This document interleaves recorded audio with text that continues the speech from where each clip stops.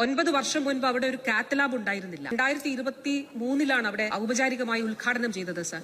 4000 cardiological ഇന്റർവെൻഷനാണ് sir അവിടെ നടന്നിട്ടുള്ളത്.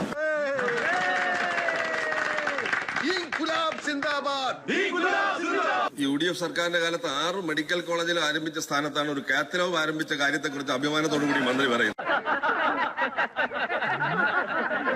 Medical കോളേജുകളുടെ കാര്യം പറഞ്ഞാൽ സാർ അവർ ജില്ലാ ആശുപത്രി ബോർഡ് മാറ്റി വെച്ചതേ ഉള്ളൂ. ഇനി മെഡിക്കൽ കോളേജുകളുടെ കാര്യം പറഞ്ഞാൽ സാർ അവർ ജില്ലാ ആശുപത്രി ബോർഡ് മാറ്റി വെച്ചതേ ഉള്ളൂ. എന്താ മന്ത്രി പറഞ്ഞത്? ജില്ലാ ആശുപത്രിയുടെ പേര് മാറ്റിവെച്ച മെഡിക്കൽ കോളേജ് ആവുക.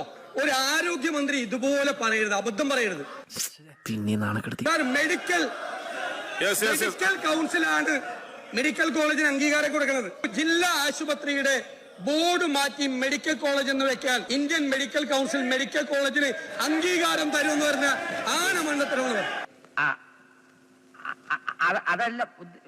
ഇവിടുത്തെ ചോദ്യം, ആശുപത്രിയിൽ ചെല്ലുന്ന ആളുകൾ സാധനങ്ങൾ സ്വന്തം ചെലവിൽ നൂലും സൂചിയും സർജിക്കൽ എക്യുപ്മെന്റ്സും വാങ്ങിച്ചു കൊടുക്കേണ്ട ഗതികേടിനെ കുറിച്ചാണ് ചോദ്യം.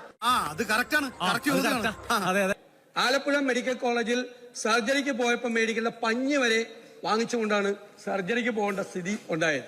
ഇങ്ങനെയാണോ താരതമ്യം ചെയ്യുന്നത്? 10 കൊല്ലം മുമ്പുള്ള കണക്കാണോ സാർ ഇവിടുത്തെ ചോദ്യം?